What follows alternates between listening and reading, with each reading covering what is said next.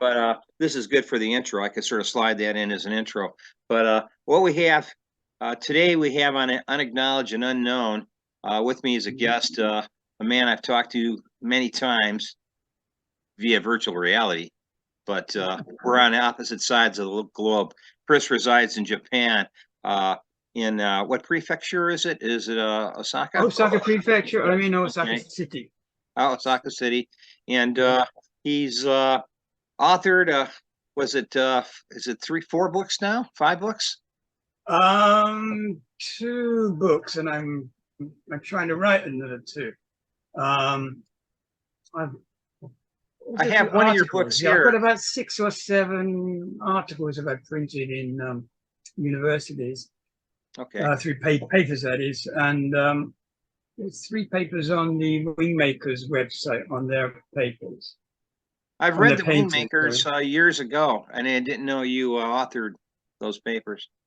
Yeah, they're up there on the Wingmakers website. Yeah, if you go to wingmakers.com art or paintings, it's art now /art, and then scroll down, you'll find the link to the 3 links to my 3 papers there. They're free downloads. Yeah. Okay, yeah, it took a while for us to set this up. Being you live in Japan, I live 14 hours on the other side of the globe, but not to overshadow any of the information you just gave me now about yourself. You're a professor, I assume, still working. So presently employed, or retired? Just at your age. It's a good question. I retire every year. You know. You retire every year, okay. I retired 9 years ago when I was 65, and they keep calling me back. You know, a few more lessons. That's funny. So I've got starting later this month. I've got just 2 classes a week now. So I see what they mean. That's semi-retired.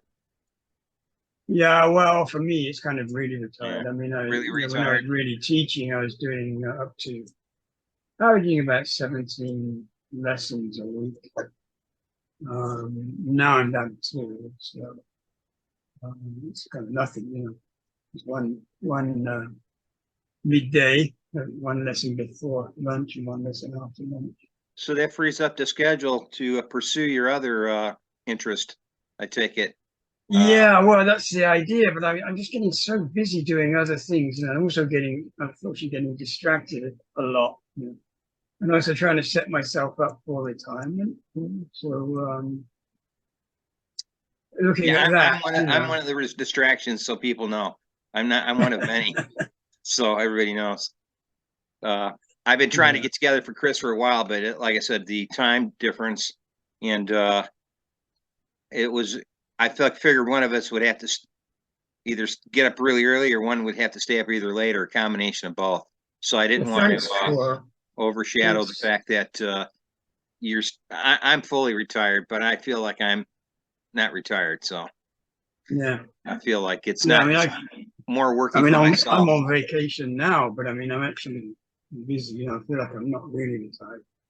I'm still reading things, you know, and this 800-page book on Zen and the brain at the moment to help me with. Well, it's just to check and read before I write my own book. I don't want to write on Saturday. I think Asia needs that book. And as I'm reading that, and then I'm trying to get through Nostradamus again, because in my papers I've written on that, I want to try and put together in a book, add to that and make a book of that. Are these now, you sent me some files on, really 2 files on Nostradamus. Are those subsequent reinterpretations by yourself and other people, or is this a they're by me. Okay. They're my interpretation of 2 of his quatrains. There's one that is his famous 1999 quatrain, which everybody got wrong. They say he got it wrong. He didn't get it wrong. It's absolutely right. Everybody's wrong in the way they interpreted it. So I go through that line by line, and it's an amazing quatrain, actually. The stuff that's in there.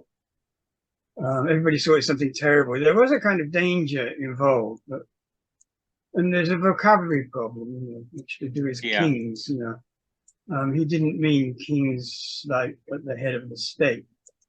He meant them as what in his age were planets or kings of the houses or astrology.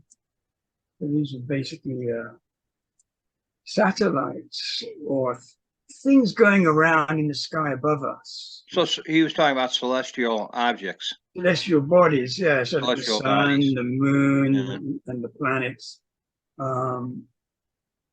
What's he going to call those? And more specifically, if he saw a satellite, or our satellites today, which he did, what's he going to call it? Because there are no such word. Right. And the closest word he could come to would probably be a Roy, which is a king in the language there. That's how that would be interpreted. They're the Roys of the sky, because all of these kings were the things flying around in our solar system around our Earth. So that's probably the only word he had. Satellites as a word didn't come along until just after his death with Kepler. Oh, Kepler, yes. So he couldn't use that. It wasn't in existence.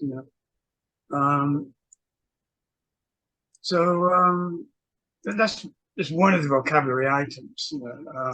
You almost seem to like you have to understand language at its baser form, almost like a cryptolinguist does.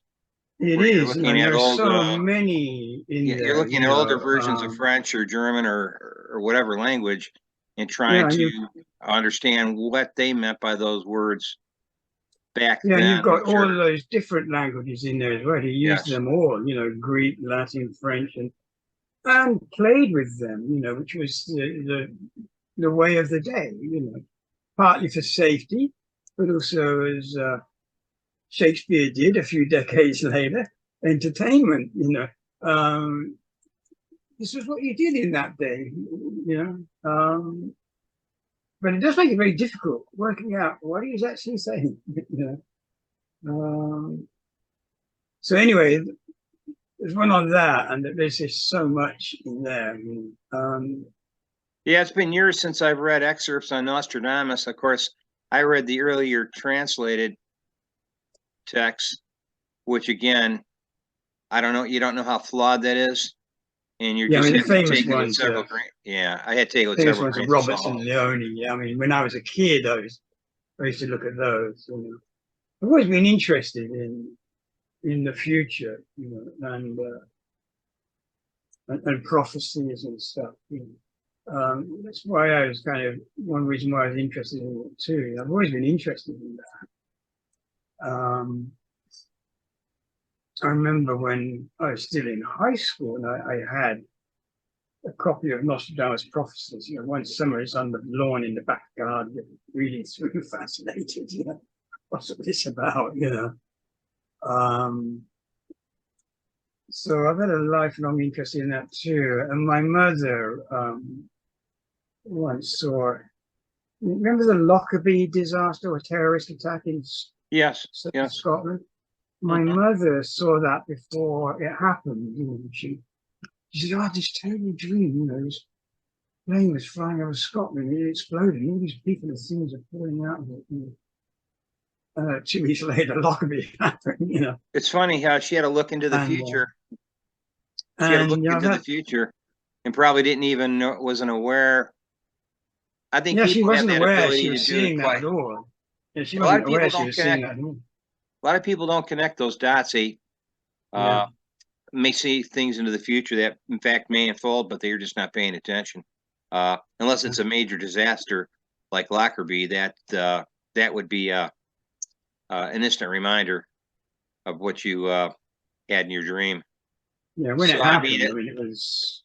But beforehand, she didn't know. Just for her, and I've had a lot myself, So, and when they first began for me, it was upsetting. The earliest ones I had.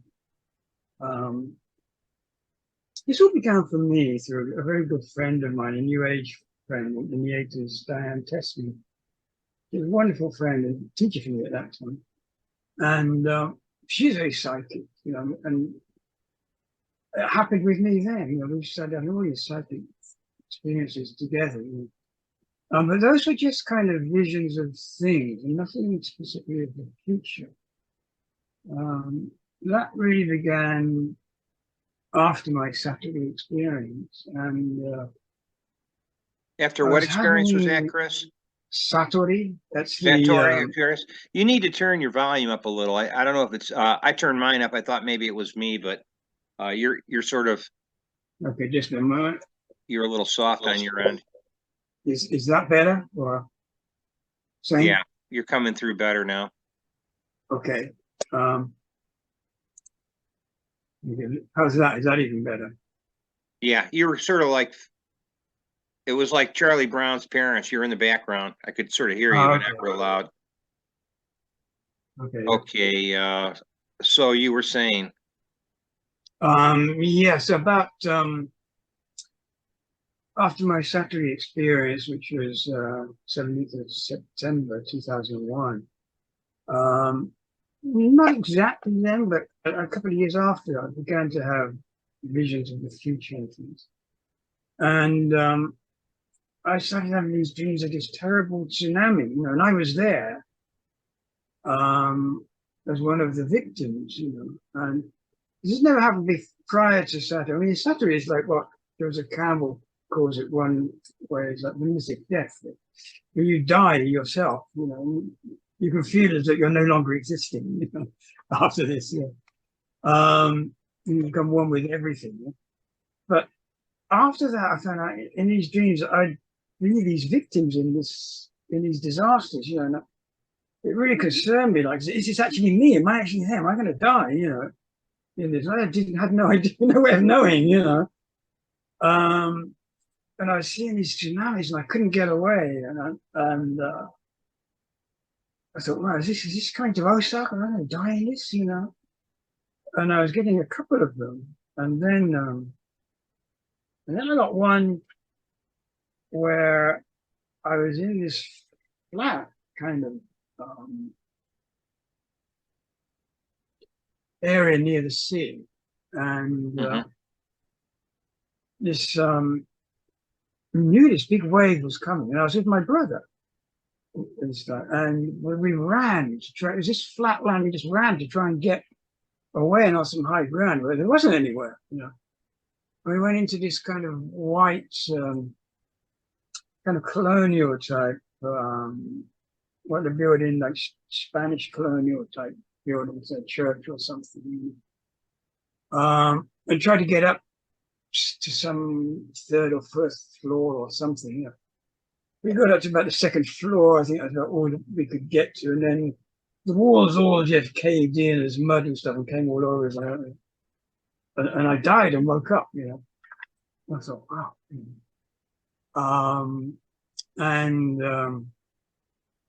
I thought about it.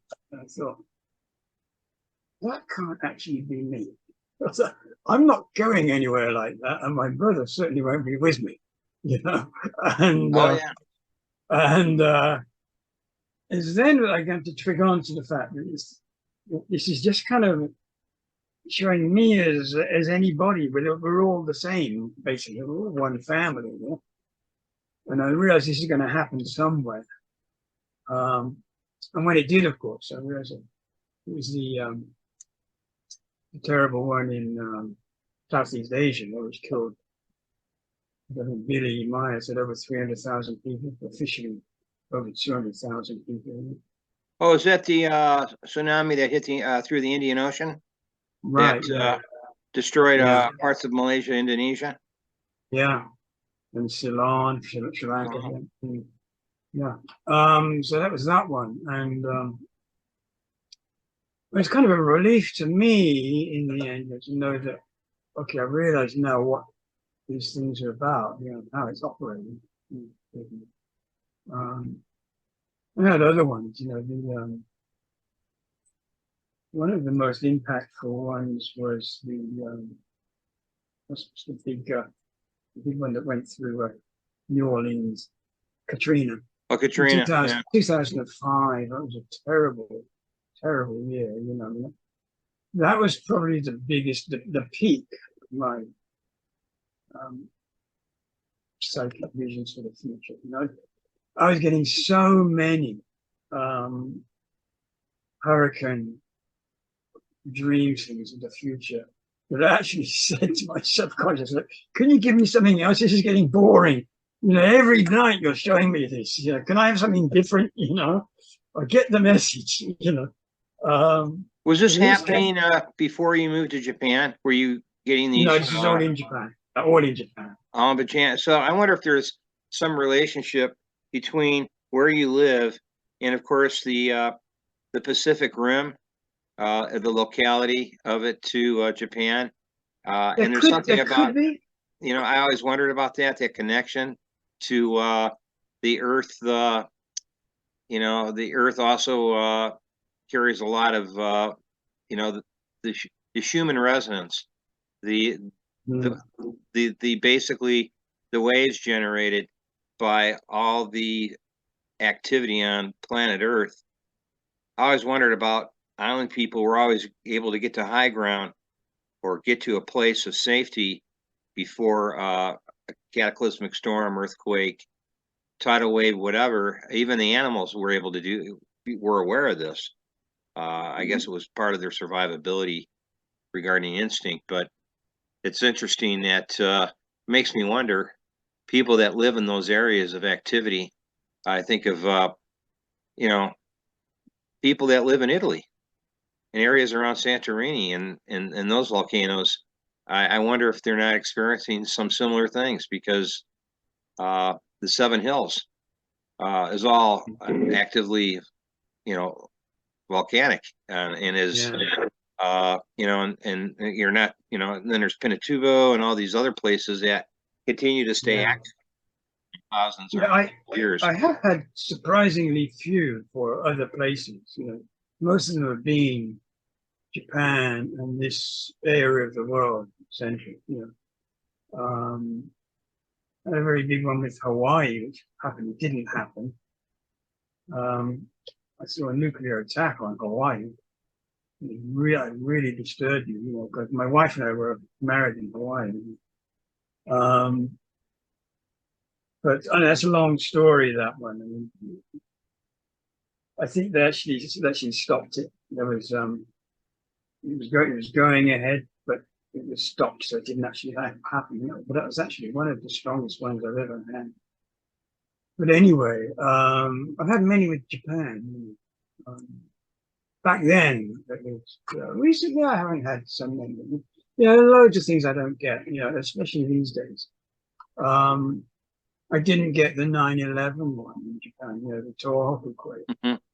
Mhm. The Kobe quake, I think I didn't get that. I felt it. You know, we had it here. You know. How about the sea quake, the Fukushima sea quake? Did you?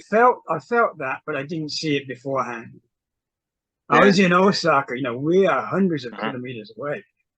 That's what 200 kilometers north of Tokyo, and we're like 300 kilometers south. But we felt that in Yeah, Osaka. that's Where I strange. was, it was kind of swaying. You know, Hmm. and I was looking across. I was with a friend. You know, we were in a tea shop on the second floor, a big sturdy building, but they were building this great big skyscraper opposite us. And the crane there is just going, whoa. and I said to my friend, if that comes this way, we run there, right? I'll say run, we just go there and go for it if it comes, you know. Oh yeah. But it Oh, didn't, you're you up know, to that. that was, otherwise it was just like a shuddering, you know, of everything, you know. But we knew something got hit, you know, but that wasn't so strong. I mean, we were 500 kilometers away, I guess, so 400 or 500 kilometers away. So it didn't hit us so strong and for so long. You know, the Kobe quake, I knew that was huge because it lasted like 5 minutes. Yeah, you know, I thought that was the Tokyo big one. You know, I knew wonder something. what that was on a Richter at the time. If that was over, if that was between 7 and 9 on the Richter scale. I think it was, yeah, it was between 7.2 and 7.8, depending what source you go with. Right. Right. And also, it wasn't just Kobe. I mean, it went along. It's called the Great Hanshin Quote. Hanshin is like there's a train line. The Hanshin area goes like from Osaka to Kobe. I mean, it just rips through that whole area. It wasn't only Kobe. Kobe was the worst hit, but I mean, I had the people in richer areas, like between Osaka and there. I mean, their places are just torn to pieces. So you feel this lines up with a lot of the prophetic and now predictive information that our friend in Switzerland, Billy Meier, has been able to turn out with pretty darn good accuracy, unlike anybody I've I read about. I mean, he's thousands of pages of information, and embedded in that is some of the predictive and prophetic information. He talks about the volcanism becoming active. Of course, we have the super volcano here in Wyoming at Yellowstone. So we have to worry about that. That could mega volcano could be 10 months away, or 120 years down the line, or even further down the line than that. So it's there's not a great amount of what I call accuracy that they can put a lot of faith in, that the volcanologists and the geologists they can't, they don't have the science to really narrow it down, other than to say it could happen at any time. And that we're talking about most of a good section of the North of America being wiped out, and that would probably give rise to what Billy says about the fire tornadoes spreading across, and to some extent that's already happened in places like California, and the fire tornadoes in Maui that have been this invasive weeds that grew in that section of Maui for years. They didn't know how to control it, and it created these super fires, these funnel fires that just walked right through Lahaina and Maui. So I always wondered, how these predictions are going to roll out. Of course, I may not be around like many people here to witness it, but I think we're already witnessing the beginnings of that, the climate disaster. I don't even want to call it climate change. I think it's climate change has gone so far out of kilter that now you're really looking at more disasters as a result of this. And that's sort of what we're experiencing, not just here in this country, but I think we're seeing it in places in Europe and other places in Asia. The extreme weather changes, where we're getting weather here in the summer up in the North Midwest. That's you would think we're in Tennessee or Kentucky. It's hot, and it just drought. In other areas, they have flooding and too much rain. So that brings me to my next question.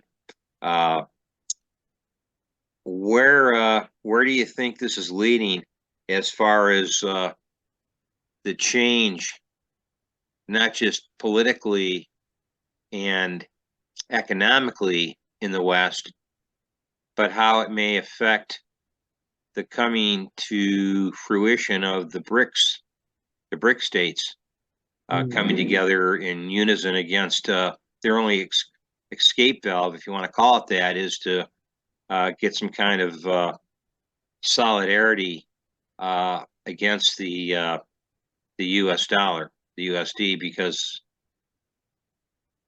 they're tired of the monopolization, the economic blackmailing of a lot of Western countries and other places, not just Africa, but even the Central America and South America. So they're getting tired of it. So you went from 4 or 5 members of the BRIC state. Now I read the other day a list of 26 or 30 countries. Some have already considered it. Some are sort of past the stage of stalemate, where they're looking for an alternative to the National Reserve, which is a U.S. dollar.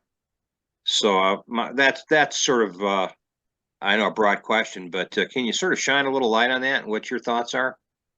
Well, I can certainly share you my thoughts on yeah. Well, yeah, there were what 5 or 6 members now. There are 11 that we ratified in January, and there are 22 other countries that have applied.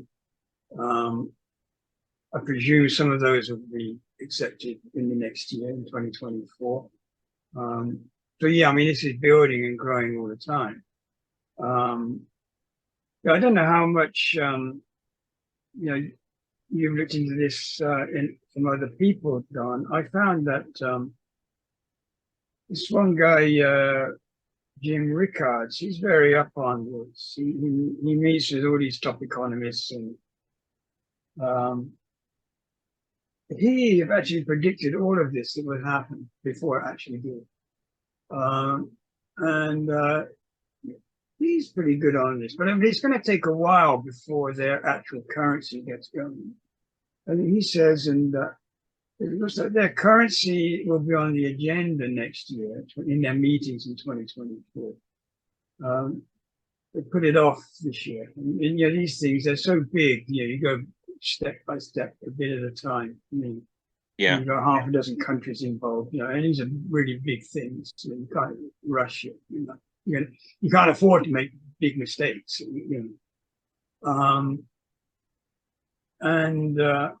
he thinks the currency will start coming out a bit later. There won't be a replacement for the dollar, or even their own currencies. Everyone will have their own domestic currencies, but it will just be probably start off as a means of them balancing their own books, the big companies and the governments. They'll take care of these big transfer payments, into banks and so on, using their currency that they make, whatever they will call it, whether it be the brick or whatever. And I played around a bit on Facebook. Yes, they might call it the Rui or something from the name it after the ruble, the renminbi, the rand, and the other currencies of the 5 first members. All of their currencies begin with R. Well, not to interrupt you, but even the fact that even a lot of the UAE and some of your oil wealthy countries in the Levant are now accepting the yuan as currency as opposed to the U.S. dollar. Yeah, and so these countries are divesting themselves of U.S. currency. They don't need it because they have it backed in gold, something we don't have in this country. Yeah. You go to our Fort Knox, and our Fort Knox is basically, it's a show. They have the window dressings of gold, but their vaults are empty. Now this is coming on people that have been whistleblowers that used to work for the U.S. Treasury came forward and says, yes, we just print money now. The U.S. The Federal Reserve does. We print money. So basically it's a fiat currency. No different than if I pass around IOUs to all my creditors. And that's why China is like saying, hey, we want the gold. Pay your debts off in gold, America. So they have no problem in the trade in taking over land ownership and real estate and other forms of property ownership in our country, because from the standpoint of U.S. hegemony, they have to sort of feed the wolf while it's at the door, so it just doesn't come into the house and take everything. So I think that to me is a lead up to, I think, what we're going to see in the beginnings of this, the disastrous outcomes, I think, in the West, especially civil war in this country, which may come sooner than we think. Yeah, this currency that you mentioned the Fort Knox and the gold there. I don't know whether you know or not, but the BRICS already have in Shanghai their equivalent of like a central bank. What's it called now?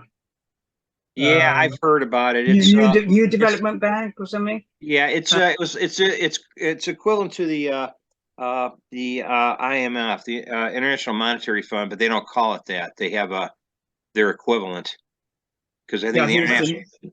it's a new development bank. I think NDB. I think. Um, yeah, but the country, each member country has, I've heard, an equal stash of gold in there. That's one of the requirements, I think, to be a member. At least at the moment, or whether that would change next year or in the future, I don't know. But at the moment, um, so it looks like they're using gold as a kind of not necessarily a backing, but as a security there for whatever currency they bring out.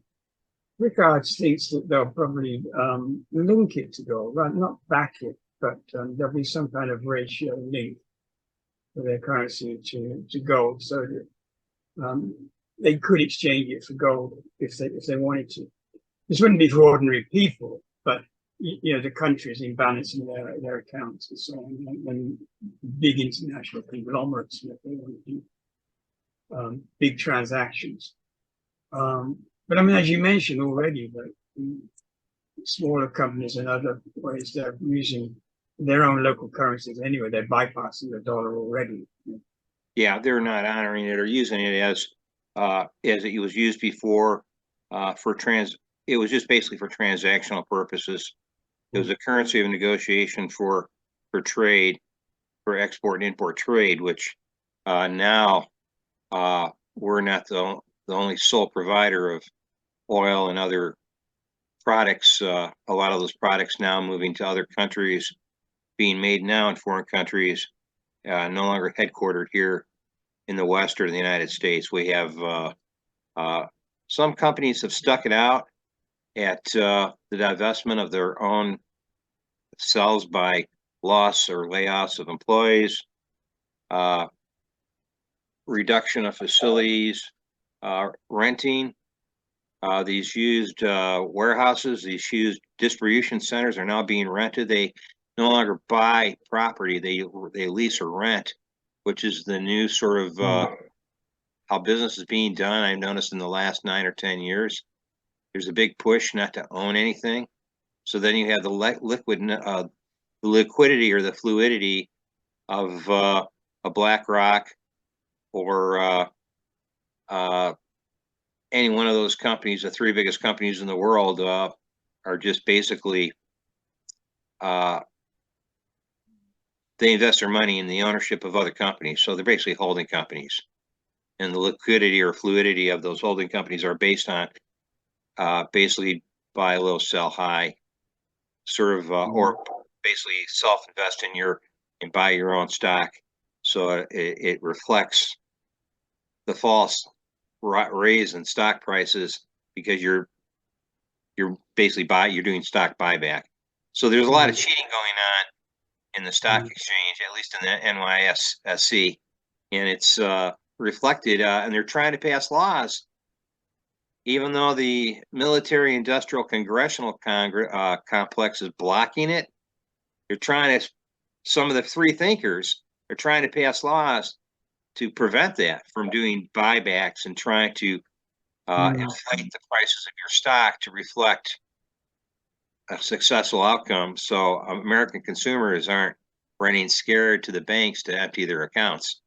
So they're and in California for a while there, they made it illegal in supposedly the most liberal state in the country to go during rough times when people lose their jobs or on unemployment to actually go to banks and take your money out of your account.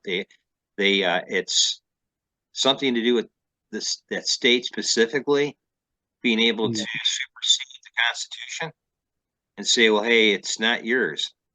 Our state sovereignty overrides your human rights for that matter. So what you own is not really yours. And that's a big thing in this country. We have a house, we own the title to the house, we own the title to the car.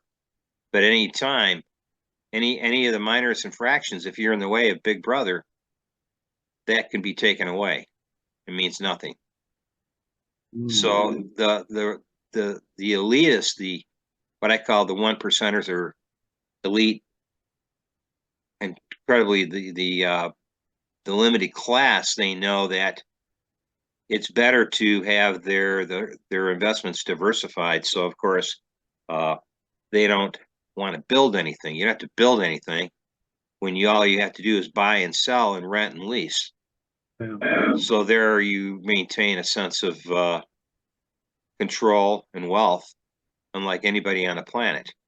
Yeah, that's where the big money today is not even in capital. It's just in money and money instruments, yeah, and the derivatives. And I found it interesting when Billy Meier said the whole system will eventually collapse through the speculators.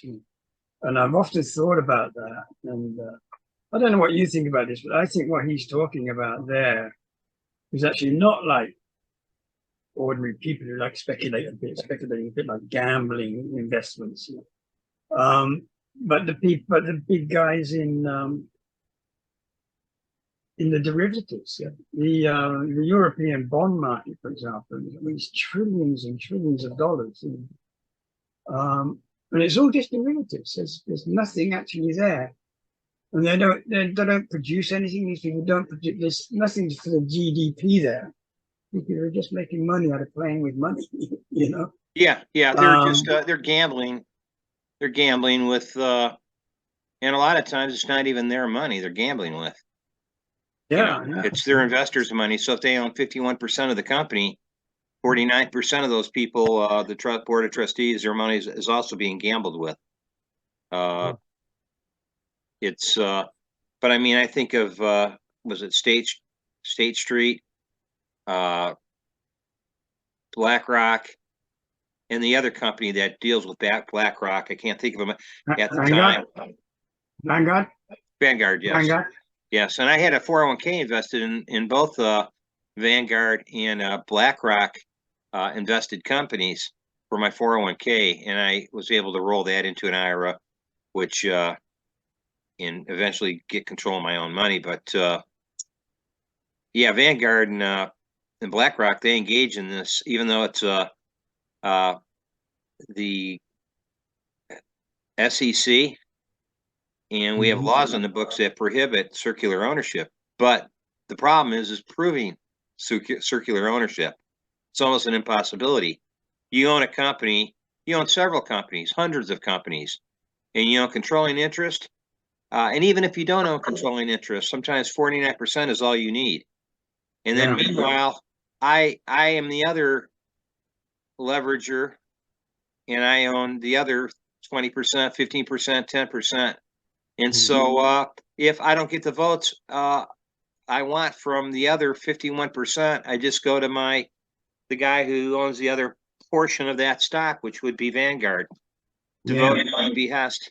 And so then it's sort of like, so you don't know. So Vanguard and State Street and BlackRock, all they need is they practice. I'm sure they practice economic blackmail. They go into a country, has resources. They want the resources. They don't want to give them the resources. So they cut them a deal and they say, here's 2 ways this can go. You can take the deal with us, and we'll make sure your family is the royal family is sitting pretty. The dictator has new tanks, new helicopters, all the money he needs for his family. Yeah, we just want to go in and mine the Amazon for oil or gold or whatever, and you'll still have the appearance of controlling your country. Or you say no, and we come in with the military, or we'll make up what they call a false flag, a false flag situation, so we can come in and claim that you accidentally went into national waters or off coastal waters of a country you're not friendly to, and so now we got to come in and clean things up. They always have some kind of reason to create a false flag incident so they can go in and then financially, through military force, take over those countries, take the resources, and now they install a puppet regime because the previous regime wouldn't cooperate with them. And I see this playing out all across, not just Levant, but in the banana republics that we've created. The only reason they're called banana republics is because we've driven them so far afield that they've leaned to communism as the way to expedite their freedom in their country, not knowing that it fails no matter where you go on the globe. Communism has never, to my knowledge, ever been successful. You know, unless somewhere in history they've lied to me about it. But my grandfather came from Croatia, so he knows about communism. You know, he actually got out of there before after World War II. Well, actually before World War II, but he was no fan of communism. Yet they talked about America would fall from within too. If you read some of the information regarding the Communist Manifesto, they said America would fall from within. So, you know, it's the message to me, not the messenger we're talking about here. I mean, that sort of correlates with what Billy has said. We're basically going to economically fail through all these devices, all these people that are just selling America down the tubes for their own immediate self-pleasure, control, power, whatever, ultimately, so they don't care about the consequences. Meanwhile, the American public, the rest of the population is going to suffer the results of this. So I don't feel, you know, there's any sense of really, I mean, I'm going to stick it out myself personally and see how, you know, regardless, I don't feel running away is a solution as much as I'd like to just pick up and leave the country. I still have family here, so I'm sort of invested. It's kind of like my situation here, Don. You know, I mean, I'd like to get out of Japan now, but I can't really. Because my wife is Japanese, we can't actually go back and live in England. Not that we would choose to. But, you know, laws now are getting very, very against international marriages. And in England, actually, I even saw, I forget her name now, some politicians stand up in Parliament and say, we are actively discouraging international marriage. I was like, who the hell are you to say this? You know, people marry who they want to marry, you know. And but they are, you know, and for us to go back to England, first, my wife would have to pass a ridiculous English test, which has no bearing on practical English that you need in the country. And even if she could do that, we wouldn't be able to do it because I would have to prove that I can financially support both of us, irrespective of the fact that I'd be getting a British pension. You know, so well, that isn't enough to support you both. So you've got to prove you can support both of you. So that means about £50,000 a year. So where's a 74-year-old man going to get a 70? What about your wife? If she were to work, they wouldn't consider her income? It wouldn't be that much. It wouldn't be that much. But see, that to me, I don't know. It sort of makes I mean, you. That's the whole thing. You know, she couldn't work anyway because if she comes first for about 6 months, I mean, she's got to get the visa first. You get a tourist visa to come, and then you've got to pass the exam. You've got to do that within 6 months. If you don't, then we've got to come back. Right. I'm not confident she would pass that. You know? But even if she did, and when she stayed there, you know, we'd both be working, but we wouldn't have enough money, you know. And how much work is there for everyone in England now? There's older people, you know. I mean, it's always been difficult for older people to find work. A lot of them don't really want to work very much. You know, there's not the demand or the offers for older people. There's a good population of people, you know, people can choose who they want to employ, really. Employees aren't that pushed, I don't think. It's kind of similar for Australia. You know, again, you know, we don't really plan to go back to England, you know, because I have no relatives there. One cousin only, you know. My family all moved to Australia. Well, they probably wouldn't have any difficulty with you moving back to England without your wife. Oh, no. If you divorce, you know, there's no problem, you know. So thank you very much. Yeah, you know, That's how yeah, about you getting divorced so you can stay there? You know. yeah. It's almost like makes you wonder, is imperialism really dead? You know?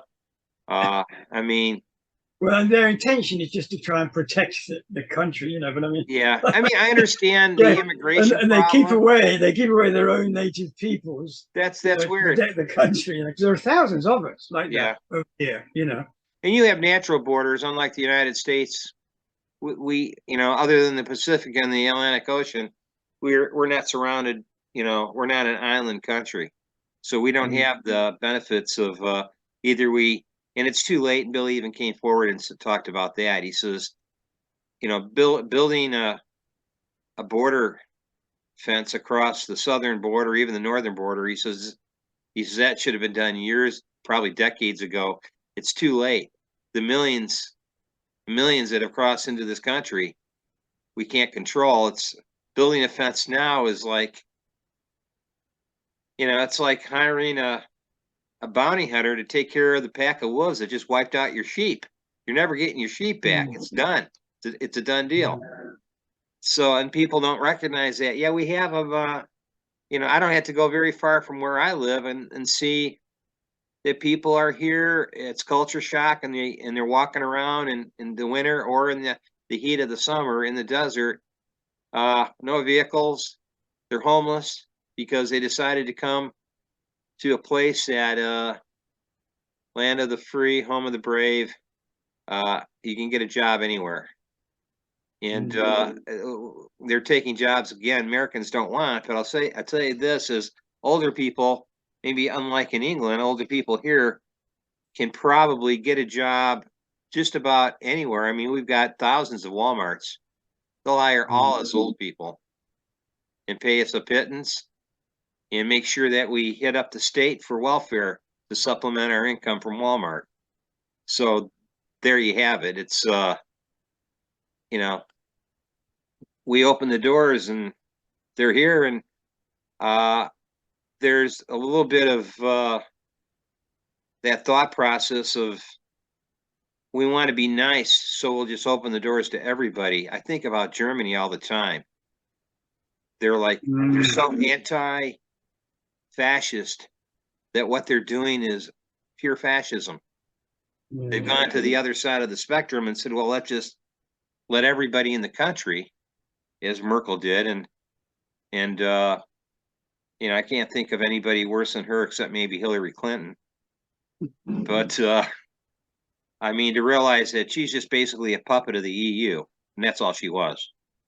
Uh, and it's Billy called it out. He see, you know, it's a dictatorship by any other, you know, and I hate to say it, but the United States, as much as I love the people in this country and what this country used to stand for, uh, we're we're not about any of that anymore like we used to be.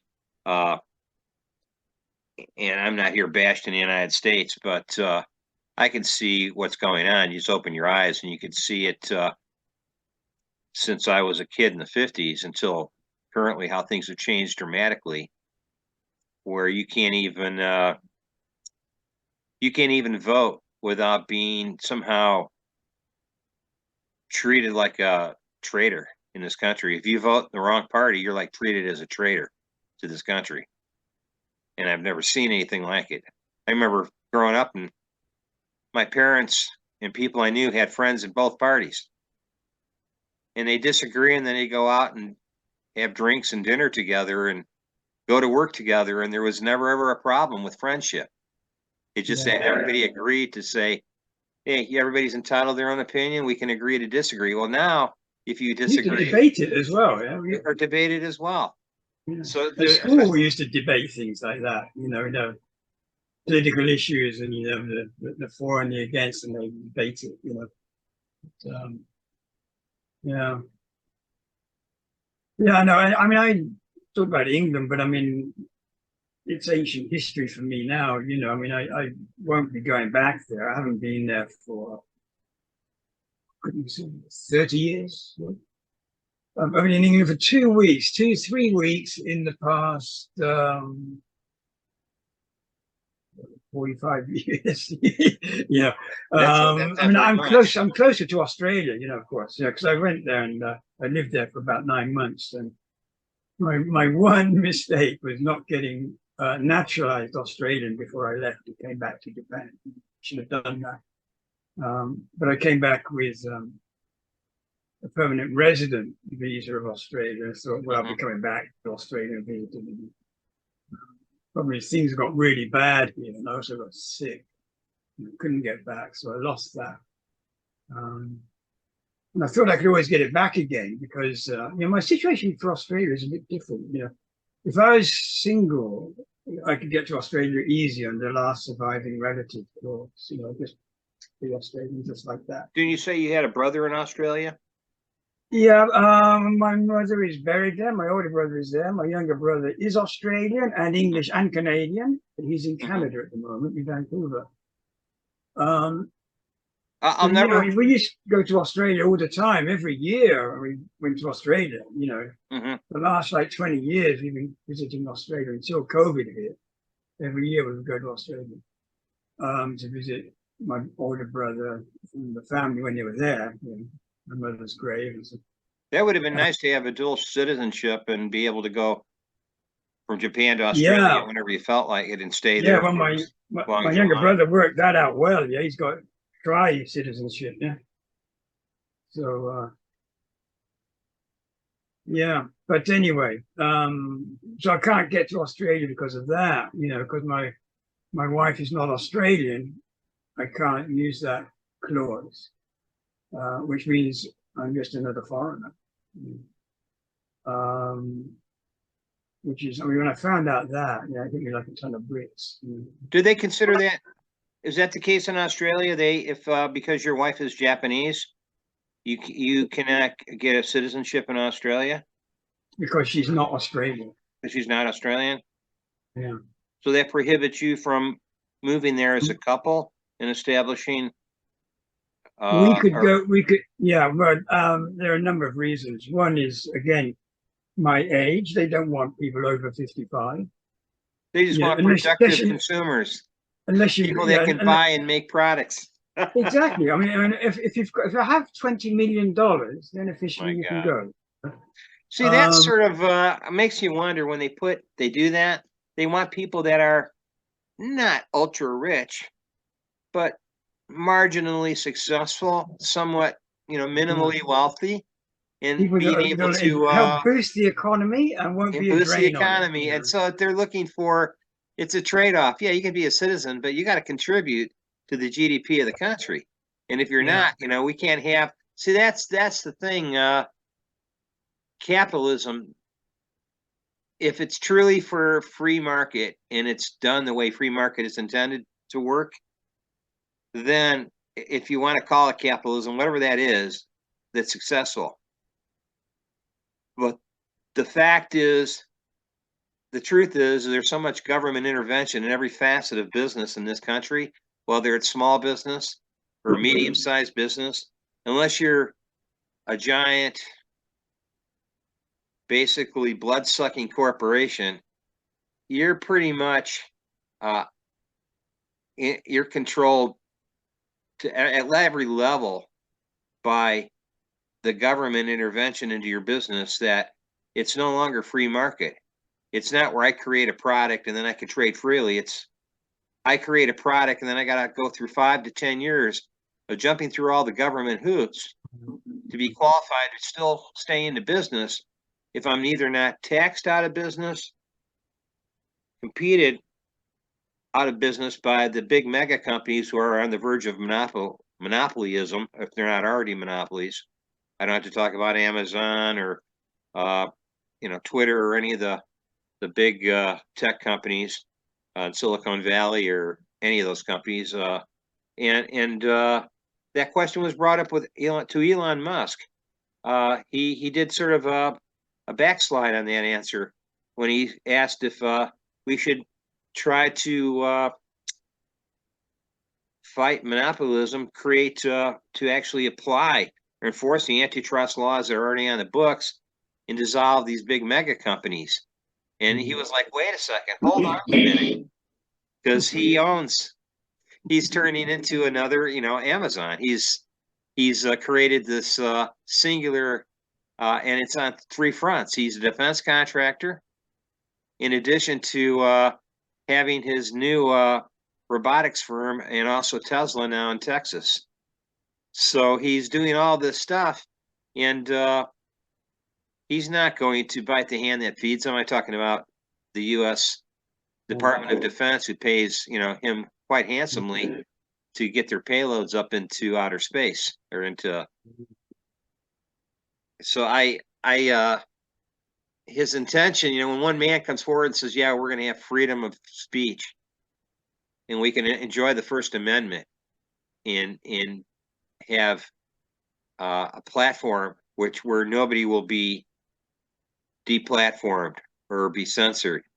And one man is saying he's doing this by himself on Twitter because he owns Twitter, until I'm wondering the pressure is brought to bear when the government gets involved again, just like they do with Facebook, and the previous owner of Twitter says, yeah, but you gotta cancel this guy. This guy's talking against things that the government doesn't want him to talk about.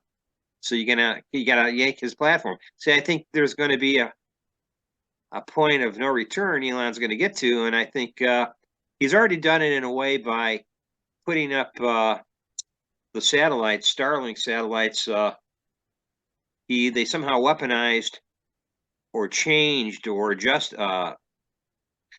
modified the satellites from Starlink that the Defense Department was using over the Ukraine, and that came to pass. And they said, well, wait a second, you're the peace guy, you're anti-war.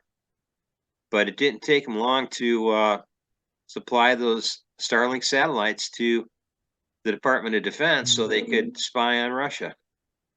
So I was like, so how, in what way, shape, or form is he going to be any better than anybody else in charge of these various platforms? That if you're not saying what's in lockstep with what they want to hear, regardless of it being a two-party system, having only two choices is like, to me, that's like the good cop, bad cop situation. Yeah, I've always thought that a bit strange, Or as my Native American friend told me once, it's both wings are on the same bird, so you're really getting, it's a big trick. Yeah. I got interested in Japan back in the 90s when the Japanese bubble finally burst. All of these parties sprang up, There were like 12 or 15 different parties. Like, oh, finally, we're getting something interesting going here, But a few years down the road, it's all gone back again. And now I'm back to the one party, and everybody votes for it. That's ridiculous. That's funny. I mean, it's a flash in the pan, Yeah, Japan is. There are. I don't know. They're more of an exception. How they do. I mean, it's based on the culture, how government, and I know a lot of it has been affected and molded after the post-war rebuilding of Japan, which America was heavily involved in. So I always wondered about their ability to take everything we've created here and sort of make it their own with their little Japanese twist on all the various McDonald's and all the various, not just food outlets, but things that we've created in this country, which are like took on like wildfire in Japan, like their attraction to some of the cult heroes of the 50s and 60s are still going strong. And my kids my son, who's going to be turning 40 pretty soon, my daughter's 35, I could tell them about these, people from musicians and celebrities from the 50s and 60s. They would say, well, who are they? What are you talking about? They don't know, but you got to go to another country to find out. Yeah, the history's sort of still there a little. Some of these other countries like Japan.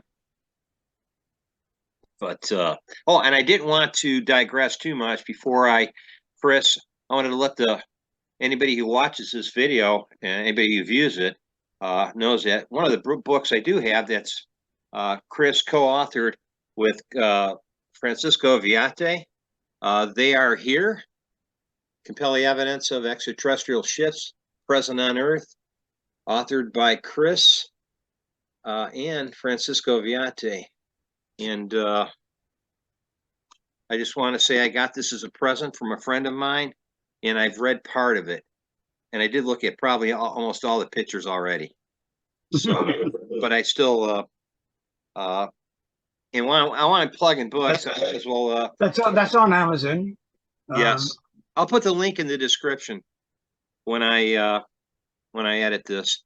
But I just want to say, everybody out there, you want to be familiar with the information regarding the Meier information, Billy Edward Albert Meier.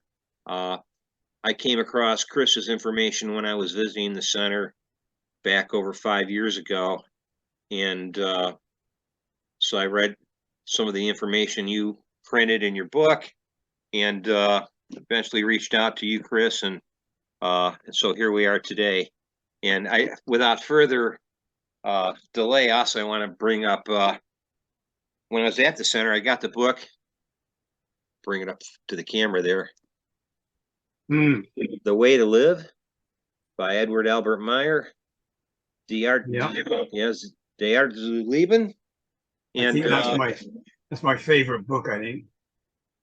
Funny, I got that when I was at the center, and my friend Dolto Hurricane decided to become to answer the calling to become a filmmaker, and he filmed a 2-part movie documentary, and he titled it The Way to Live, which is, strangely enough, I had to buy the book when I was at the center, and he thought for the longest time of a title, and he came up with that title and created the 2-part documentary movie, The Way to Live. So shout out to Dolta O'Harakan, and I thought it'd be good to talk to Chris. And now that I've mentioned your book, They Are Here, do you want to maybe go into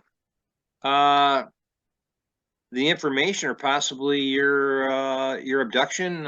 You said you had an abduction sequence. You were asking me about that, yeah. Or was it? Were we going to talk about that, or was we going to talk about someone else? I forget. Maybe I should mention. Well, I mentioned that was one of the many subjects. Yeah, we were going to touch on. I don't normally talk about my abduction, you know. But okay. I mean, yeah, let's go there. I mean, if you want to put it in a thumbnail, I mean, you don't have to go get into too much detail if you feel uncomfortable talking about it. Oh no, I'm not uncomfortable talking about it at all. It's just difficult. I mean, at universities it's difficult, you know, because no one's really interested, you know. Right. Although actually, I mean, a number of people, a couple of Japanese people I know, the professor I know, was actually quite interested in that book. They Are Here. They actually offered to translate it into Japanese, but I mean, it was just kind of like being friendly, you know. They knew practically they couldn't do it; it's too much work, you know, involved, you know. But very kindly, they kind of said, maybe I'll translate into Japanese. So there's some interest, you know. Japanese are very kind of open-minded. You know. They'll look at a number of things, but the Omishin Rikyo kind of put the death knell to most things that of unusual interest in Japan. You know, they were kind of into everything, and they just kind of killed interest in everything. But okay, my abduction then. This happened. I think when I was 40. In fact, I've got my dream diary here. This is very old. I've got the page here. Here we go. This is the actual. I sent you a copy of this. The astrological. This is the astrological chart I've drawn up of the actual experience. And if anybody's had one of these experiences, I advise you to do this. It gives you just something else to look at, another perspective on it, as to what is actually going on. So this was from 1990. Let's check. Put that away. I forgot to look at the details on it. 16th of June, 1990. This is a long time ago. So I was what, 40, 41. And You were 40, 41, just, so you were still living in Japan at the time? Yeah. I came to Japan. I came back here when I was 30 and I stayed. So I've been here most of my life. And I got interested in New Age things. I'd heard of Billy. In fact, I don't know when I first heard of Billy. It was that long ago.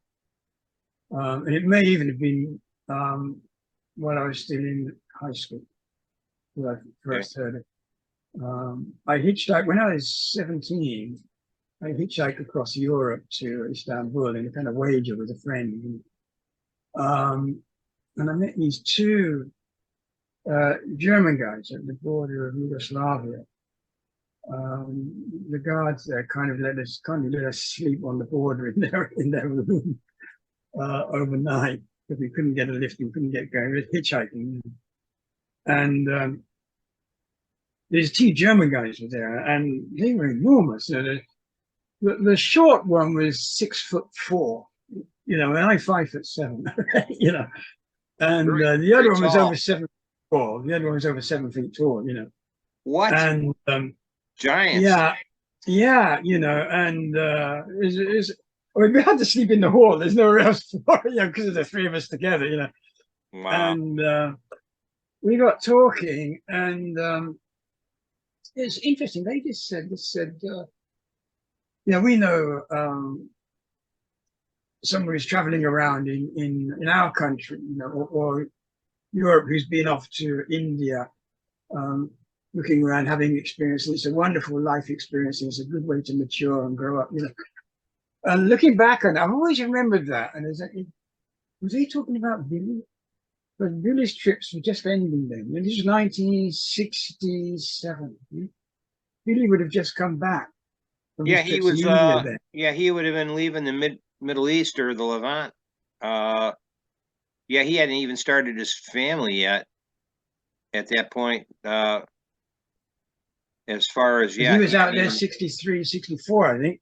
Yeah. And I think he came back around about 67, 68, when I was going with it. So it was a topic of discussion in Europe, at that time, and when I was hitchhiking too, other people were there saying they were going off to Asia to get a bit of an experience. Very few of us really kind of started all of that in my mind. And so I don't know whether that was Billy, but I've always wondered, maybe that was the first thing. And then when I got to Japan, and when I was in Australia, I think I heard some things of Billy, some of his writings. I made contact with Bruce Cathy, and we used to communicate. With who? Bruce Cathy. Bruce Cathy. Well, that sounds familiar. He wrote about, he was an airline pilot, and he wrote about his UFO sightings that he had, and he plotted them, and he did the Earth grid thing. He wrote books on that, harmonic mathematics. Okay.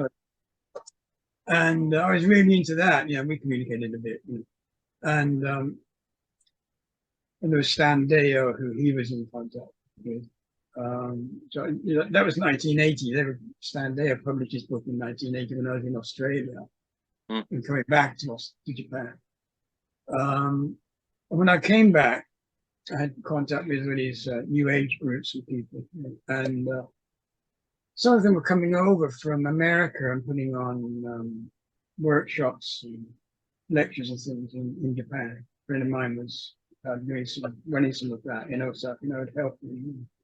We met a few of these people, like Listen Royal, Bashar, Sean Morton, met all these people when they came over. Yeah, So there's like some of Bashar was one of these channelers, wasn't he? Yeah, he was a designer. Yeah, he went into channeling. He's really successful in Japan. They kind of got into him. So he decided to do that. But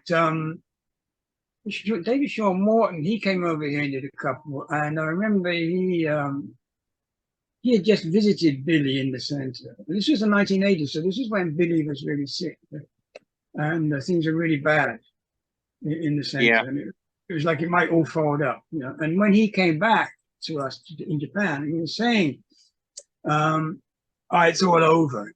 Billy's dying, and they're only going to leave. You're showing us his copies of the pictures. He's taking photographs of Billy's album, showing us pictures and stuff, which is kind of interesting. But that was the whole thing then. It's like the Billy Meier story is all over, because he's dying, and he was. See, that's funny how things are, and when there was no news coming out, right? I mean, you couldn't hear anything, and there was no internet, and we were only communicating by mail, when you're in Japan.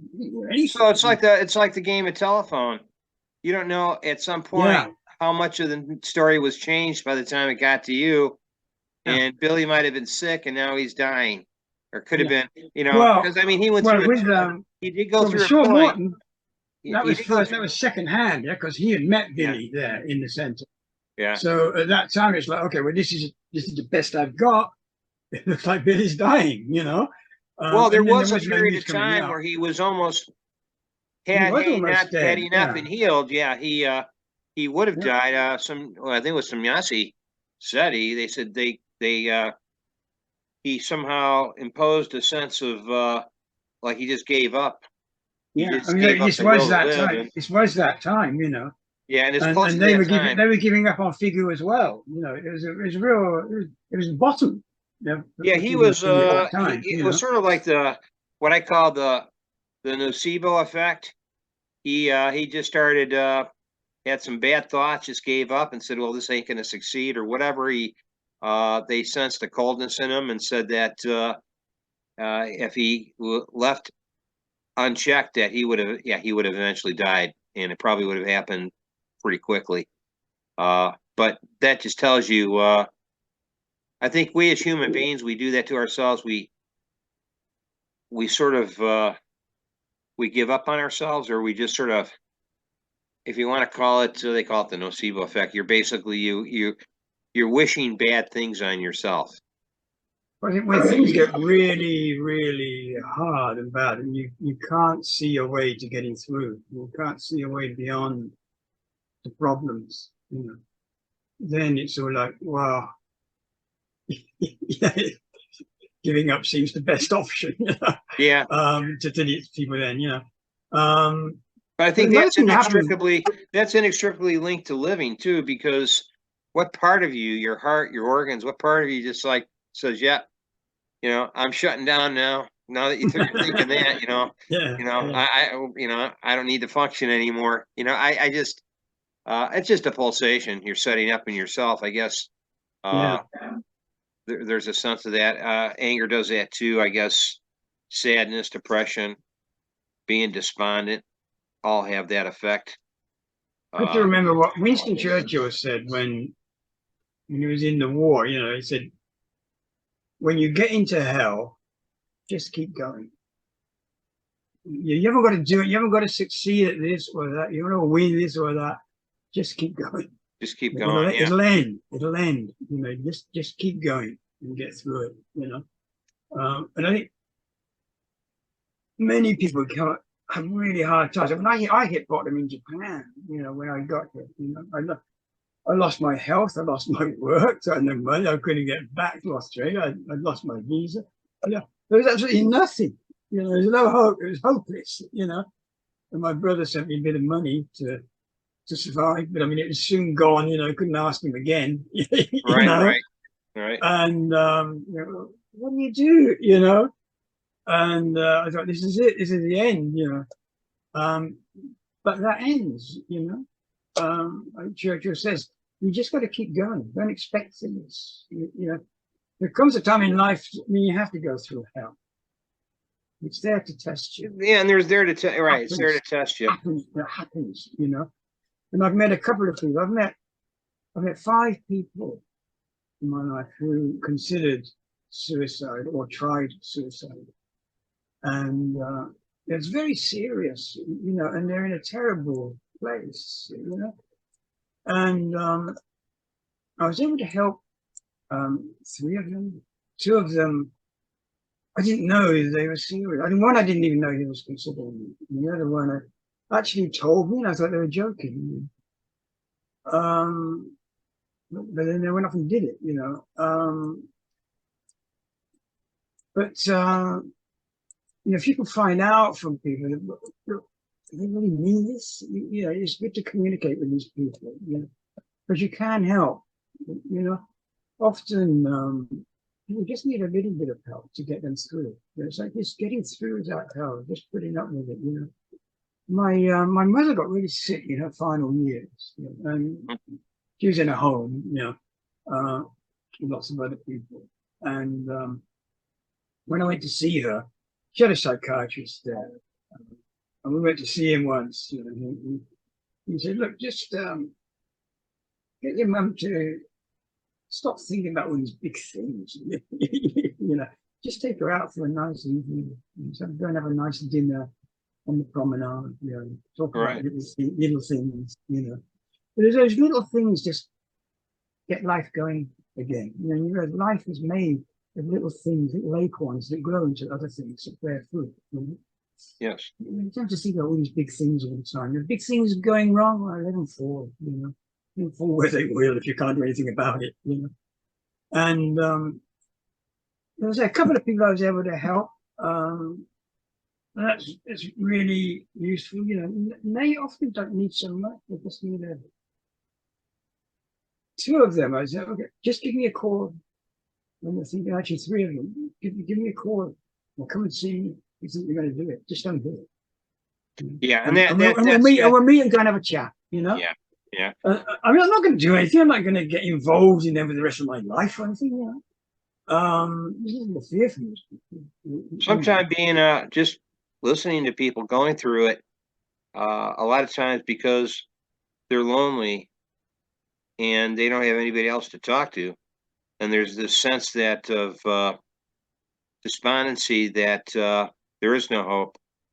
So they're sort of, I call them, people think they're invisible, that nobody recognizes they're going through this, and when they commit suicide all alone and nobody ever knows why. And I've seen that one of my best friends, he committed suicide, and I saw signs there, and we had discussed death and how he was going to end it and how I thought life should be respected. We agreed to disagree on that, and we went on one final camp out, and then not long after that, his wife contacted us and said that they found his body, but he made a conscious effort, and he wasn't cut off, but he just felt he just gave up. He gave up because of a medical condition he was going through, and he thought he wasn't going to suffer like other people who had been through the same situation. So he thought he would just end it by his own hand. So which he did, and I see that happen to other people I've met or known that have committed suicide, and was unaware that I thought they had closed themselves off, but you don't know what part of the human condition had people in that family or people he lived with had maybe cut him out of their life, and that's what he was going through, and you just didn't talk to him. So how would you know? Yeah, I mean, the 3 that I know that I was able to help, they all felt at that time utterly deserted from friends or if there was any family. 2 of them didn't have any family. You know, they never had a proper mother or father. And they're very nice people, but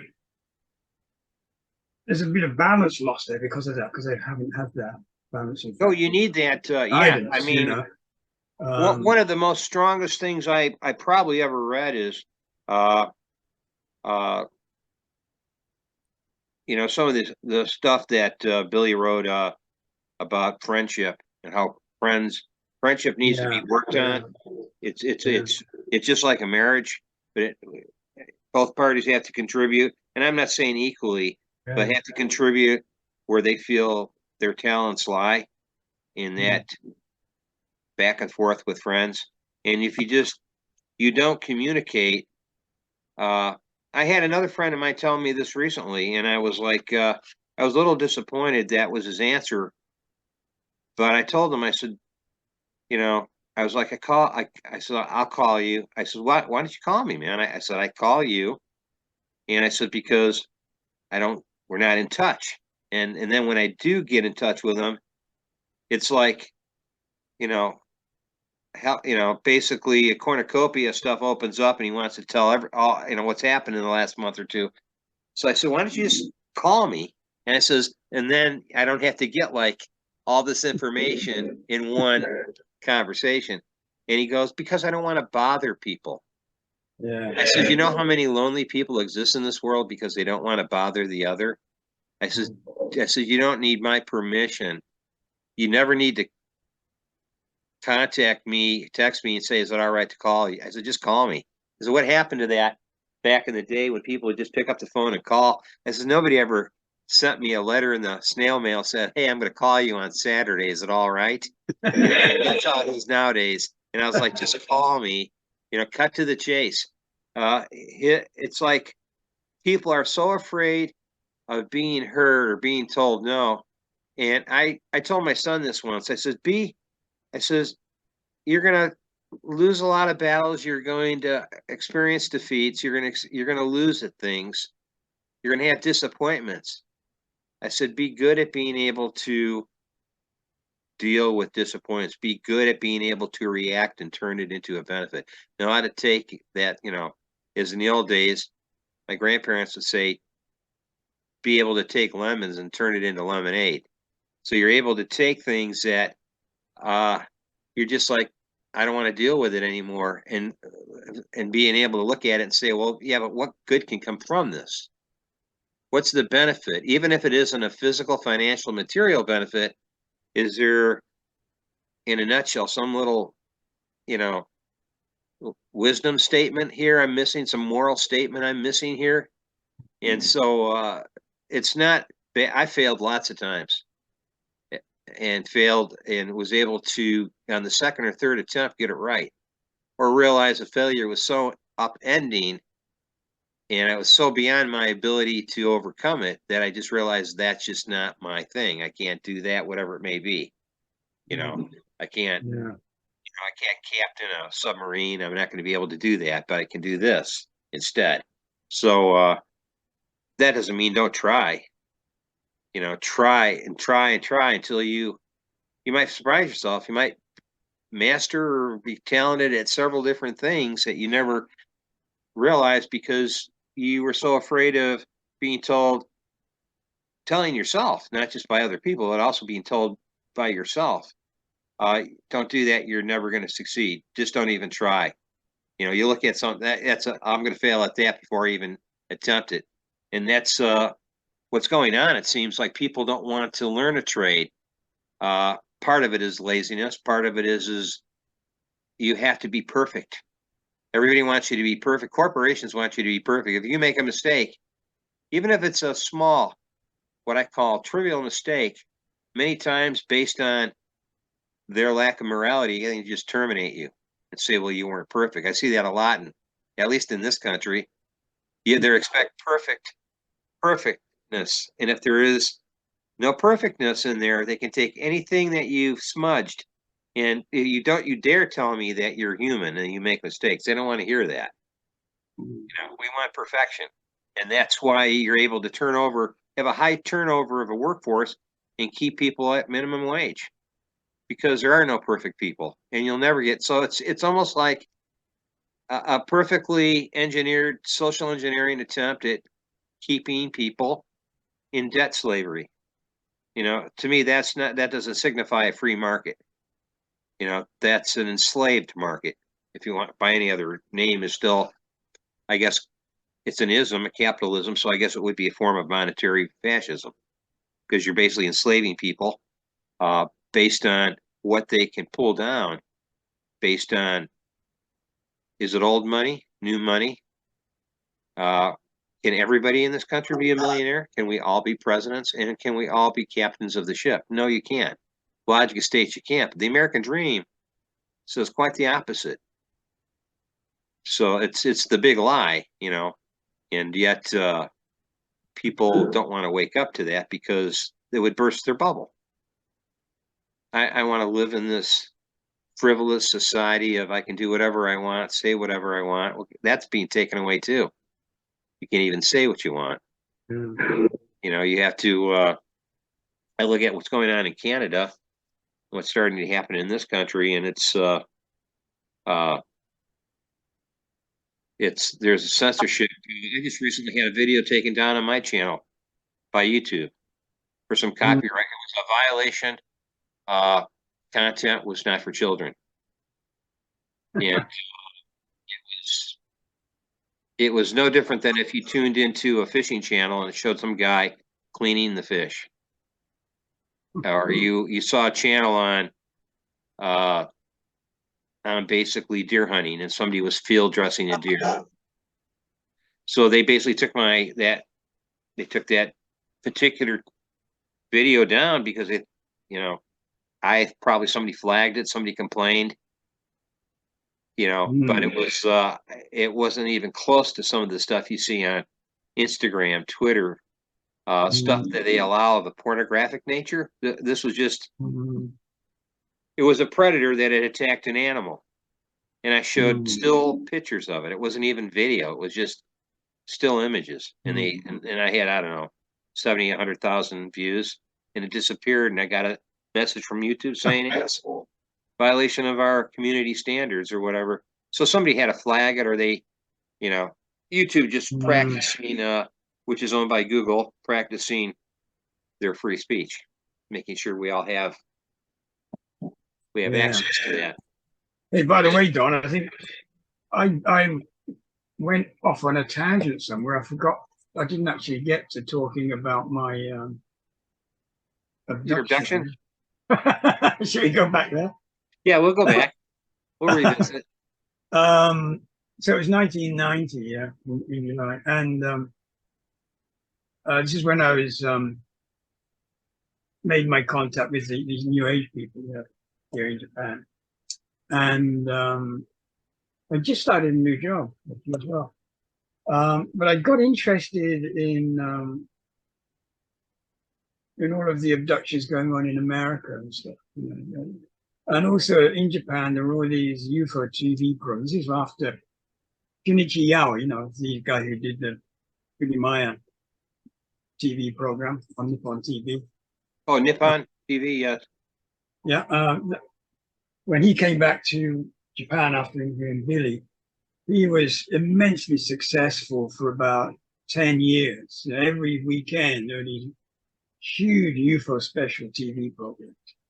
And all the stuff that they couldn't get on TV in America, they'd send to Yao-san in Japan. He'd put it out in Japan. You know, I was recording it all, you know. So it's fantastic, loads of information. That's how all my contacts really began with America. You know, people were asking me, and I was sending them stuff that we're getting in Japan. You know. And, yeah, you guys were getting a lot of the stuff uncensored that we weren't getting. A lot of. I had to go watch. I had to go to another platform to watch some of the Nippon TV when Nippon TV visited the center and their interviews. Yeah. So anyway, this was at that time, and I just started getting my first psychic impressions. I'd made contact with my friend Diane Testament, and with that, my first psychic things came up. I got a vision, a dream vision of my address where I had to go. I knew I had to move the next day, and I had no idea where I was going to go. And in the night time, I got this dream, and I got the name of this place and these numbers So the next day, I set off down to that place. I didn't know what was there or anything. Came out of the subway station, and this estate agent was in front of the exit there when I came out. I said, well, this has got to be it. So I walked in. I ended up getting a place there. They took me to this place. I said, okay, this will do. I'll move in here.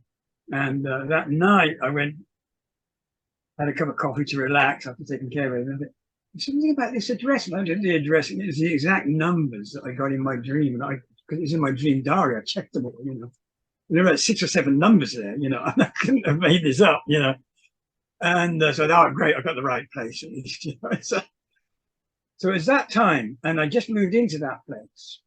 And I was having dreams there. And this one time I was dreaming, I was keeping my dream diary. This is actually the dream diary which I kept at that time. And I had this dream that I dreamt I was with someone. I dreamt this UFO came along. I can't remember whether I saw anything or just felt it. I think I saw this kind of starlight thing going across the sky. But somehow I knew this thing was a UFO, and I, in my dream, I just said to it, "If you're nice, intelligent people, let's meet and discuss." And there was this big, booming, robotic voice came out saying, "You cannot comprehend." And then my conscience just went off. And then it was really weird because I had this feeling of utter blankness, which I've never had before, you know. And then I was suddenly awake, and this big explosion inside my head of light. And I looked around the room, and this golden light was kind of, which is actually coming out from within you. You know, it's shining all around wherever I looked. You know, I thought, wow, you know, it felt really good. You know, it was a really nice feeling, actually, this explosion of light in my head. I thought, what the hell was that? And then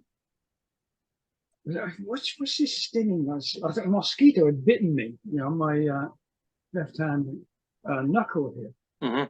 And I looked, and there was a scoop mark there. You know, the flesh had gone. There's a very clear scoop there. And as I looked, it filled up with clear liquid, and it was all kind of red around it, in an even kind of circle around it. And there was this kind of antiseptic smell about it. And I thought, well, it's really weird, is it? Have I been abducted, you know? And well, maybe I've gouged my hand or something, you know. I looked around. I was on a futon on the floor, you know, in Japan, you know. And there's nothing for me to gouge my hand on, you know, to make a hole in it. Plus, it was really smooth and clear, you know. And I thought, that's what I thought. I looked at the clock. It was, I think it was like 8:15 or whatever it was. What time was it? I've got it here. Was it 9? I don't know. It's on the chart here somewhere. Anyway, it was 8:15 or 8:30 in the morning or something when I woke up from this. So I said, okay, I'll go and see my this little young man I knew who had started with his young lady, a little astrology center downtown, you know. And I'll see what it can work out from this. You know, what happens? So I set off there, and first I tried to take a photograph of it. You know, I've got a picture. I got out my Pentax camera. It's a 50mm lens, and I got to. You're trying to take close focus, you know. It don't work so well with a telephoto lens. Yeah, big lens. I took a photo, but it's just a red blur. You know, you couldn't see anything. You know. And so anyway, I went off to see my friend, and I told him, like, I had this dream that I was abducted, and I woke up with this scoop thing. And he looked and said, "Wow." I said, "Look, this is the time. Can you draw up a chart for this time?" So what happened here?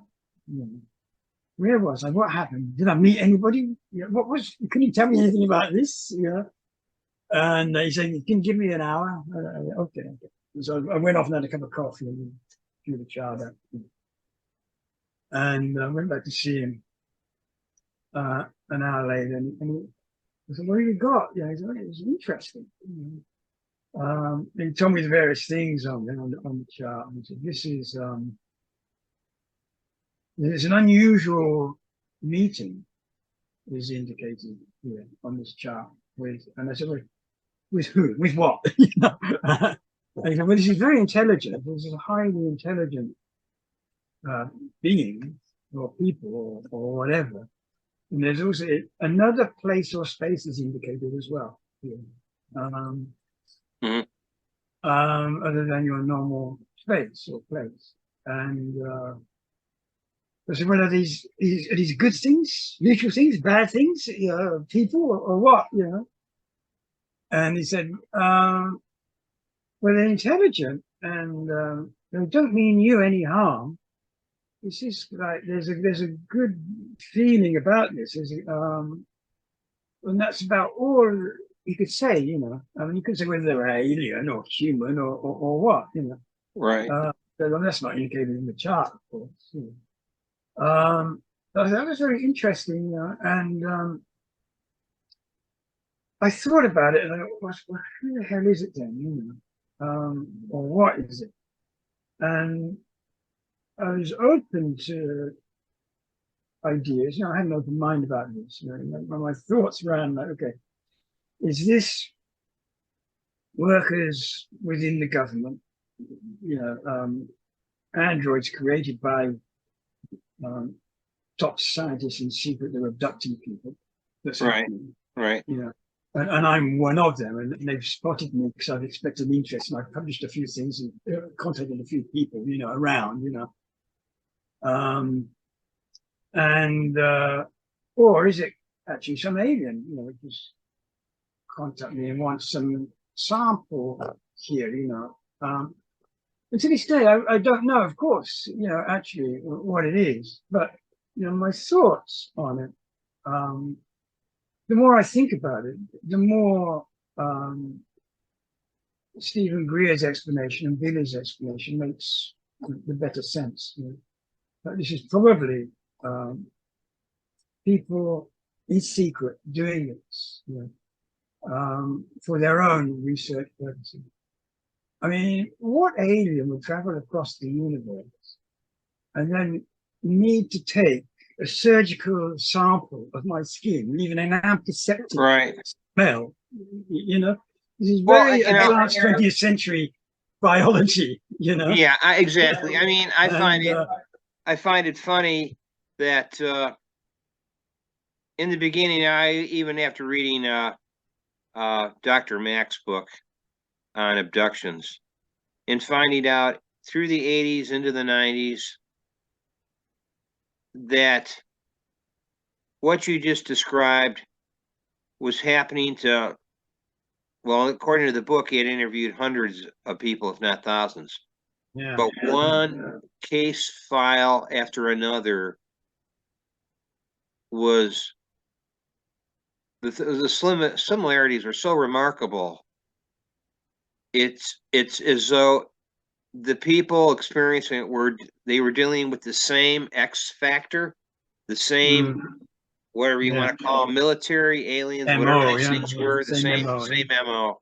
And yet there were slight differences and variations in descriptions of these alleged extraterrestrials. But Billy gave two, and it's interesting how he'll say two things that seem diametrically opposed, and people will get it confused, and they'll say, well, Billy, he lied, he contradicted himself.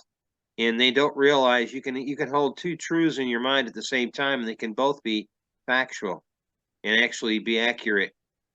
I look at his comment where he said, and I'm going to paraphrase it, that there are extraterrestrials and not necessarily ones that are part of their federation that come,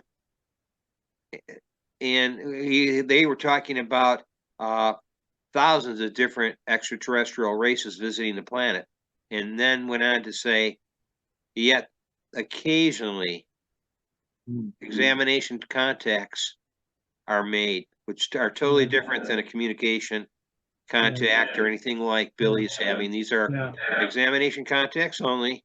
And then he does say also later on that the SOG, which is it's the arm of the CIA. Technically, it's their operations group that goes into the military. Secret occupation government, isn't it? Yeah, basically that's one way of putting it. Yeah. But the CIA, they have the SOG, and they I think even Michael Horn interviewed a gentleman. I think the tape or the video was "What You Want to Know About Joe," and then I think he changed the title later on. But they interviewed the guy. The guy says, "Yes, we have technology that people would think aliens came into their house and abducted them, and they would never know any difference, and they implant false memories." He says, they've already established they have a technology called the Voice of God technology. I've known about this myself for years, and it's basically it's using sound wave technology, a form of it's like it's LRAD, LRAD, an acronym, which means basically from hundreds of yards or even further away, probably miles by now because the technology I'm sure has changed. They can they can create a voice in your head, which you know is not your voice. It's coming from outside yourself externally, but you're hearing a voice in your head, and that voice is prompting you to do many times not very nice things. And it's the voice of God, and it's caused these people what I call the lone wolf shooter scenarios. And Billy mentioned that. He said the majority of the mass shootings done in the United States, he mentioned a number, it was in the thousands, that are what I call mass shootings. But of those thousands, he mentioned there were only 11, or maybe I may get this wrong. I stand to be corrected. It was either 11 or 17 people that were mass shooters had done it due to their own criminality, the fact that they were on drugs. The other majority, 99.9%, were induced to do these shootings by what he refers to as the shadow government, which is basically the national security state we have here in this country. So if you think about that, you realize that, well, then this guy talked about, yeah, we can pump gas, these chemicals into your house that put you in a state of a beta state or theta state, and then they can basically implant suggestions, implant false memories in your mind, and then when you wake up, you find these scoop marks or these strange marks in your body. Now, again, I'm not saying ETs would not be beyond that, but if they're doing examination contacts, I think they wouldn't just like come into your bedroom and do it. I think they would have the technology to take you somewhere. At least that's but Billy said, yes, they have done examination contacts, and there are not millions of people. Now, according to the Dr. Mack information, he was having these sessions, these basically group therapy sessions and the people were numbering in the thousands, and based on his determination, you're talking about 1 out of every 4 or 5 people on the planet have been abducted. Yeah. I mean, based on the proportion of the evidence that he's gathered in his case files, he's saying, well, if this is consistent, then probably everybody has somebody in their family who's been through what you've been. So is this something going on? Is this mass hysteria? Because people do want their 15 minutes of fame. And I've met many people that later on you find out they just people want to be significant. That's all they want. And sadly enough, want to stand out at a time. They want to stand out, and I think this is taken into the picture when people are doing amassing this information on abductions. They don't see the differences. Because I can listen to 100 abduction stories and take a piece out of every story and basically assemble my own story. And if you're very narcissistic, you would probably tend to believe your own lies. So I think at that point you would probably be very convincing. And I mean, look no further than the politicians we have in this country.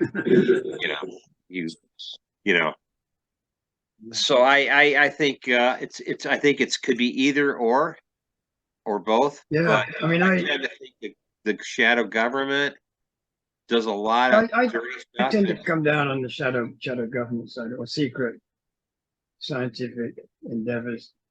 Um, the one question I have about that is when I woke up, it was so beautiful.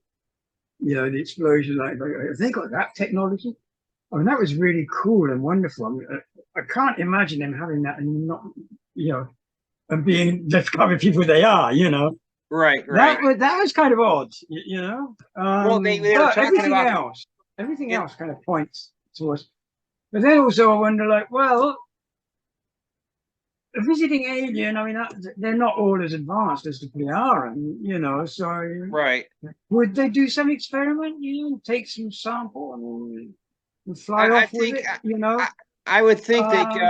But I mean, again, you just don't know. you don't know. Yeah, it's a big and it's. I think it's until you know, you just those three words you don't know is not a bad thing to say because Yeah, I mean that's the until the truth. evidence is undeniable, yeah, until the evidence is undeniable, the best thing you have is science, which is falling way short, or a guy whose predictions, accuracy of predictions, are basically he hasn't missed. I mean, talk about a perfect record of uh, predictive accuracy. Of course, the prophetic information that's been in some cases averted. I mean, I look at the last Pope prophecy that never Yeah, fulfilled, yeah, and yeah. some other things that never came to happen. But people have to understand the distinction between prophecy and prediction. Uh, Yeah. I'm sure, the Enoch prophecies, which are now, we're talking about cosmic predictions in his prophecies, which very well, are probably undeniable. I mean, he's But then looking even into those, he had the same. Enoch had the same for the last pope, which has changed. So yeah, even there can be something which might change. yeah. I'm looking If at we like, wisen up, yeah. yeah, if we wisen up, I mean, we still had when it was still, yeah, in a prophetic To a degree, we can help. situation, you still had a choice. Yes, you still had a way to avert it or change the basically the path that would eventually prevent that. You could always take a different path or make an adjustment. But see, that's I think people aren't realizing that we're getting too locked in right now because the changes that we could have made now we're at the point now even with overpopulation Yeah. uh, it was within our ability to make the change, do the right steps, do a birth stop, or at least lower the birth rates. And now there are certain powers that be that are going to make those choices for us. And people don't want to talk about that, but that's exactly uh, they're going to do make Yeah. that choice for you, and it's going to be a form of eugenics in any way, shape, or form that they don't want, whether it's going to be racial, genetic eugenics, or however they're going to achieve that lower population number. Uh, Usually, they go the easy route, which is creates more control and benefits the person who creates war wants to sell weapons. So, of course, they want to uh, consider proliferating weapons. Those are the people that are going to want the war as a way to cut down the population. So they're going to welcome that as basically a two-headed snake. They're going to be able to get their profits, control, and also reduce the population. But then there's also the basically the people doing the bioengineering of all the GMO modified stuff they can create viruses, strangely enough, which they're already doing, trying to weaponize viruses that they don't realize or they don't even have the control to keep the virus isolated from the environment. And there's these releases, and whether I can't believe it's on purpose because I know if I was a microbiologist, I would be very concerned about handling, stuff that would could end me in a Yeah. heartbeat. So why would I, I can understand that This is we think this we're is so we're much better at deciding, as Billy uses the word know-it-allism. Yes, when you meet scientists who are so beyond talented that they feel they're playing God. They're playing God. I mean, that's obviously what they're doing. They're making choices for all humanity. Now, how and and who has ever chose them to make that decision? Whoever put them in power. But see, to me, I think this the yeah. self-appointed thing that humanity has, whether they're in politics or science, I think even in groups, you see people that become self-appointed leaders Yeah. because they feel they're the smartest person in the room. And I see this across all levels of society here in the United There's States. pressure in our society too for people to be the top and to be at the top. You know, there's a lot of our drive in society which comes from outside in our society is to be number one and to be at the top and to be the best. You know? Yeah, And and if as a you're there, result, then you take control. And if you're there, then you take control. You know, and the yeah. So people then you who, have to become a group leader at some point, or you become a yeah, group follower, and you yeah, say, "Well, I don't have the chutzpah to do what mm, he does, so just by default, I become a follower." yeah, And see that to me get is into it. nobody Yeah, wants to talk about. Let's have an equal vote and just share what we know shoulder to shoulder, yeah, and therefore we don't need to be leading anything. We're just doing it together as a community effort. The community effort is in America. We talk so much about individualism that we've lost any vestiges of any kind of community. I'm not talking about these secular groups that there's literally thousands of them here in the States. There's always some group for, you know, not selling inhumanity to rabbits and then you create a group that the inhumane killing of chickens and rabbits, and then there's another group about uh, protecting the grasslands of the Western Plains, and there's another group, and so it's like nobody ever seems to come together and to have a broad, I Japan's guess. almost the opposite. Japan is What? almost the opposite. You know, they're always you've got to come together. You've got to be. Yeah, you Where are got you to come going? You together, know, but get with everybody. You know. I know when you're all fragmented and one group is saying no, the llamas are more important, then you're trying to save a wildflower that's on the verge of endangerment in the Gobi Desert. And there's all these groups, and they're all fractured. And I look at it, what causes all this stuff that they're fighting about? It all seems to come back to, unfortunately, overpopulation. But that's a group nobody wants to belong to because God forbid that, that's eugenics. You're suggesting depopulating the planet. Now we can't have that. So you got to be careful, even bringing up that subject in my own family. It's Yeah, fraught people with, can't get their heads around it. I find yeah, some people could even think about this. You know, I mean, like I thought about this a lot. You know, when you look at what's going on in the world and how. I mean, our scientists now are telling us we've destroyed 70% of all fauna and flora in the last 70 years. I mean, that's destruction of our planet. You know, that's 70% of nature is gone, you know? yes, And I mean, you can't get away from that, you know? And I think that it's obvious that the people at the top know this, you know, and they know there's going to be a kickback from it. yeah, So what do they do? They know that the population has got to be reduced. There are only three ways you can do it. One is a world war. mhm, Okay, we'll take care of a lot, but the problem with that is all kinds of you lose a lot, right? I mean, there's a big cost for that, and in terms of infrastructure, industry, everything. Yeah. Other ways are you mentioned biological, yeah?